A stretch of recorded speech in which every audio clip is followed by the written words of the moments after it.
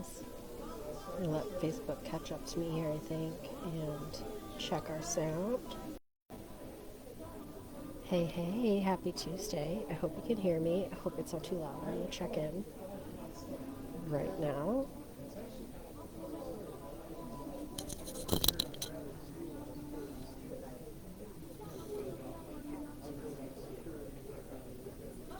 Okay, it sounds like it might help if I just a little closer to me. So let's try this a little bit and play with this. I have to let Facebook catch up, which is kind of why I tried to log in a minute early. It might help if I just a little closer to me.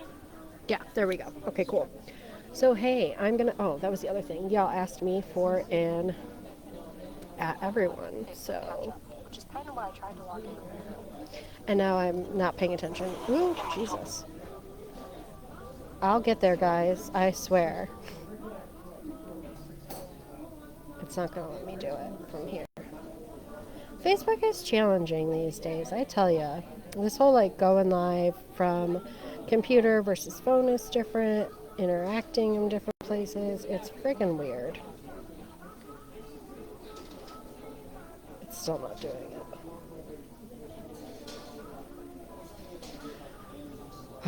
Let's try this.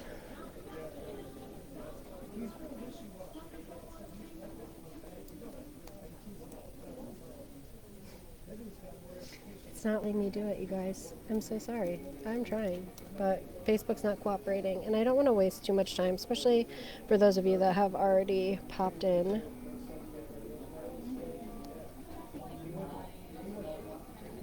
It'll let me do a highlight. I'll try again. Let me do it yesterday, no problem. Maybe that's the problem. Maybe it hasn't been 24 hours yet, because you can only do it once every 24 hours. That's as good as it gets. I tried, you guys. I'm so sorry. There's nothing else I can do. Yeah, and then of course it's not even gonna do comments. So anyways, it's fine. We've wasted 2 minutes now. I apologize, trying to make Facebook do its thing.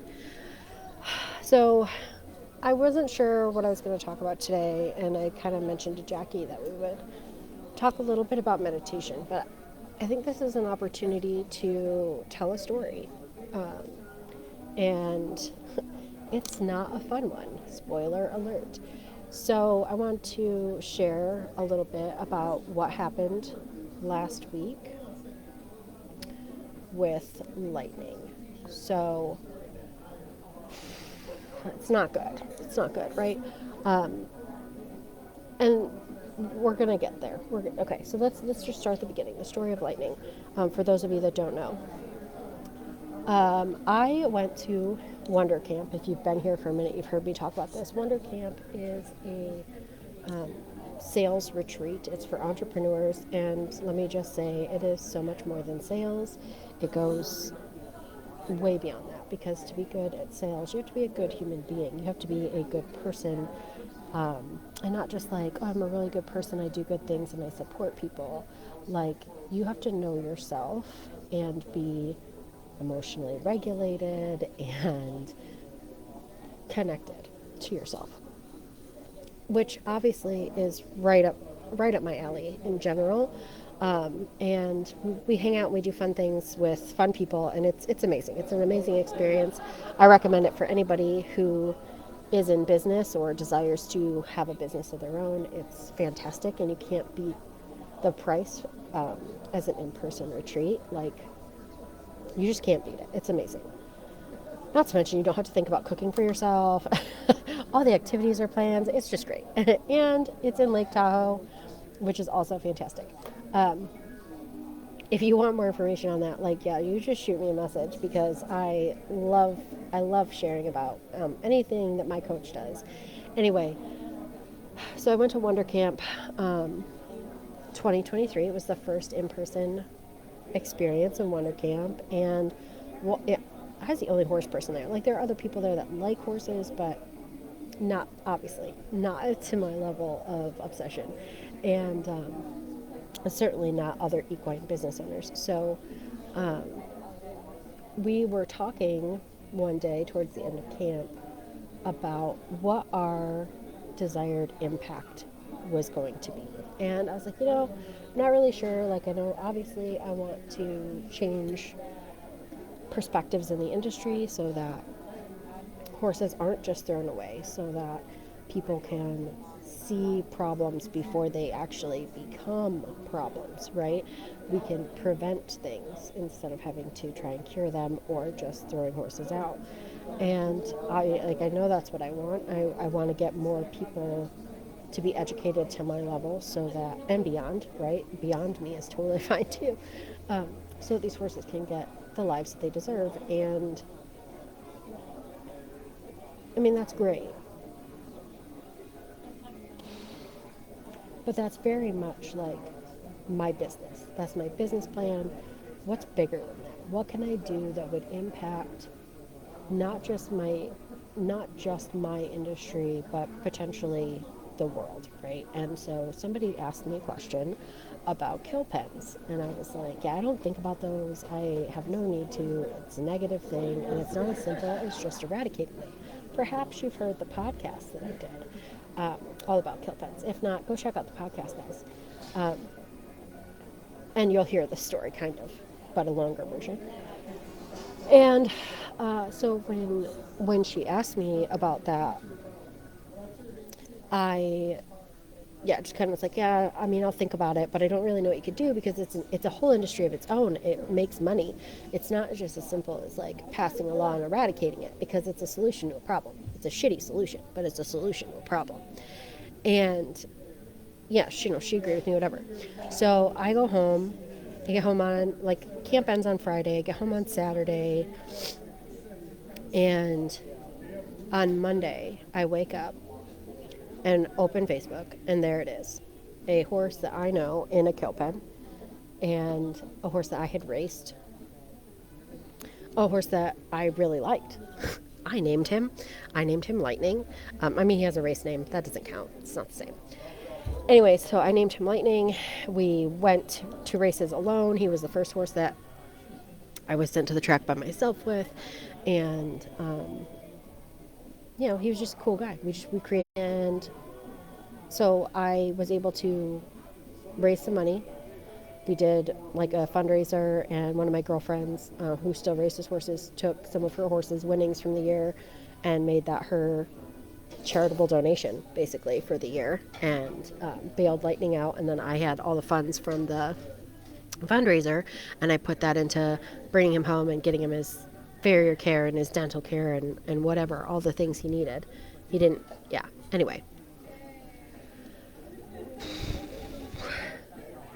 And at that point, I was like, okay, well, this is the biggest message from the universe.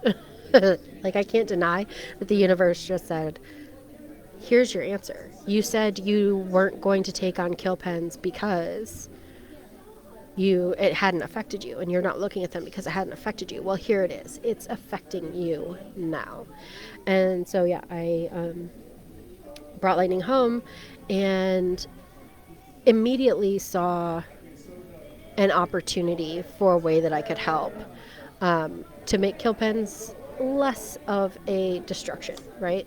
It's a process. Like I said, it's an industry on its own. So I developed in my mind this thing that I wanted to do where I would rescue horses from kill pens, rehab them, host retreats with them, and create this amazing experience for women who aren't surrounded by horses, for women that were 10-year-old little girls that used to always want a horse but never got one, right? And now they maybe live in small apartments, or their life has just gone a different way, but what they would give to be able to have some horse time, 10-year-old little girl horse time. So I have in my mind this event that I wanted to create that is all about rescuing from kill pens. Gets a little emotional because this was obviously all inspired by Lightning, okay? So last week I had scheduled a meeting with a photographer that was going to help me, kind of collaborate with me on a very small version of this project. And in doing that, we were going to be able to take steps forward this year, create an impact this year, towards the end goal of basically eradicating kill pens, which is very lofty, and we'll get there one day, but it's going to take a while, right? So we were taking that first step. And the thing is, I was supposed to meet with that photographer last Wednesday. And for those of you that follow me on my personal page, you will know that I lost Lightning last Wednesday. I actually went out to the pasture to feed. Like, I went outside, I was going to put stuff in the truck. I look out to the pasture, and Lightning's laying down. I mean, flat out. And that is not uncommon for him. He is a good napper. But when the other horses were moving around him, it became very clear that this was not just a nap. And so, of course, I run out there, and he's down, and he can't seem to get his legs underneath him and stand up. And I was like, okay, I don't know how long you've been down here. Long enough to melt the snow around you. So, you're older. Maybe you're just stiff, and we need to roll you over so we can try from the other side, right? And of course, I couldn't do it by myself, so I wait, and my brother comes and helps me roll him over. And when we get him rolled over, it becomes very clear that that wasn't the only problem. It looked like he had seized at some point. He wasn't down for very long, hour or so, because I have camera footage, right? So I know where he was and when. So he probably seized at some point because just the state of his body that you couldn't see until you rolled him over. And then when I got him sitting up partially, he, his eyes wouldn't focus. And when I say that, it's what I explain it to my brother, because my brother's not as horsey as the rest of the family. But he, his eyes just kind of bounced back and forth. Like, there was no focusing on anything. They just kept bouncing. And that's kind of a neurological indicator. So I knew in that moment, and I called the vet, right? And I had already messaged the photographer at that point, and I was like, I'm not going to make it. I have a horse down, right? She messaged me a couple hours later, and was like, we can reschedule, whatever. But it was, again, another moment of the universe. It was a universal action reminding me that this is now mine. This is my impact to make, and Lightning was only here to see me start the process, which is really hard. And so where this comes around and gets a little bit better is that what I was talking to Jackie about last night on the full moon card pull. You have the ability to connect to energies, okay? So whether that is the black dragon energy from the card that was pulled for Jackie, or that is the energy of a past loved one. You have the ability to connect to them because we are already connected. We've been connected through all of life. Every idea is energy. Every idea. So when we say things aren't real, on what level, right? Like, you might not see them in your physical reality, but the energy exists because it was a thought, and every thought is energy. And dragons are a conversation that have been going on for years. Unicorns, years, right? So it's not hard to understand that they have a massive energy that you can tap into and that you can communicate with. And this takes some meditation skill, okay? And not like you need to train and get really good at this, but like practice. It takes practice, and starting with potentially guided meditations, because it's easier to let someone walk you along the story and let the story unfold in your imagination as you go, instead of trying to create something on your own the first few times, right? It gets easier to create on your own. And so if you saw the post on my timeline, it was about how time was on my side. And normally we're like, we want the vet to show up, right? Like, my brother took longer than he thought he would to get to my house, so I had this time to sit with Lightning. And at that point, I was still very hopeful that he was going to be okay. And then the vet, I called the vet. My brother was still there, and the secretary told me, like, oh, she'll be there in 15 minutes. She didn't show up for over an hour. And normally we'd be like, if they would have showed up sooner, we would have had a different outcome, or this is life or death, and like kind of stressed about it. And I was stressed about it because I didn't want him to be uncomfortable, but I wasn't stressed about it because I wanted that time, right? I wanted that time. Time was on my side. It let me enjoy the last few moments that I had with him. And I see comments, but I can't read them. I'm sorry, guys. Annie, I know you're here, so hello and thank you for being here. But I can't actually read your comments because Facebook's being wonky. So we had the time, and in that time, I, obviously regret not spending enough time with him, which, I did spend a lot of time with him. And also regret not being able to do more for him and all the things that we all, as good horse people and good people in general, tend to feel when we are faced with death and parting with someone that we love. And one of the things, like, I did kind of connect to him in having just finished walking everybody through Equine Alchemy. It was easier for me to be able to be present in the moment, and staying present in the moment meant not having too much of the overwhelming emotion of not having him, because he was still right there with me. So being able to bring myself back into the present moment and know that I was still sitting with him and he was still very much alive, he was still very much there, and the best thing I could do was be reassuring and connect my energy to his in that time and in that moment. And in doing that, feeling pretty much at peace. And it was, I'd also messaged Leanne and kind of told her what was going on before I knew how severe it was. I was like, just send him energy, because he's going to need energy to get up, because he's obviously spent. And Leanne had tapped into him too, and she's like, he's peaceful and, if anything, a little inquisitive. So once I got that message from her, it was just another reminder to tap in deeper and continue to share with him that everything was going to be okay, that he was going to be okay, that I'm going to be okay, that we're going to continue working towards the goal of saving the other horses, right? Saving the other horses and eventually eradicating the kill pens. And in that moment, being connected to him, also getting the message that he's not going anywhere, right? And that reminder that I can choose to tap into him and choose to connect to him and choose to feel his presence throughout the process and to keep moving forward.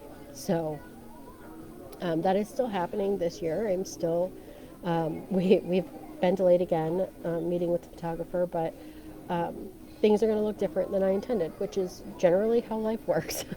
And we're going to move forward with these events that are going to be the stepping stone to bigger retreats for women who want that 10-year-old little girl horse time. And the other thing that this has kind of brought up is, as being someone with multiple horses and committing to all three of them, Bruce was easily pushed to the side because he was he was like, not, what's that whole thing where it's like the greasy wheel gets the oil or whatever?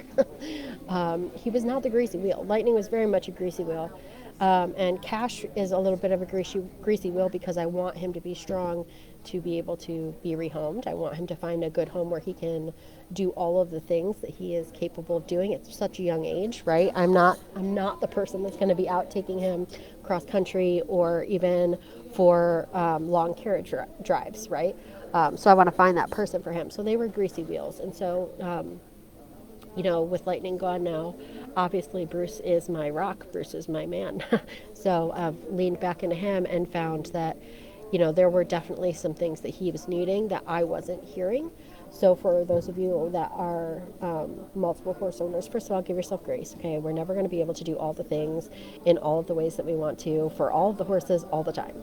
We are one person, but do be intentional about your time. And if you do have a greasy wheel, I know that's going to make it a little bit more challenging, but really lean into your non-greasy wheels too, because when we neglect them, they eventually, and I don't mean neglect like stop feeding or whatever, but we're not giving as much of our attention or energy to them.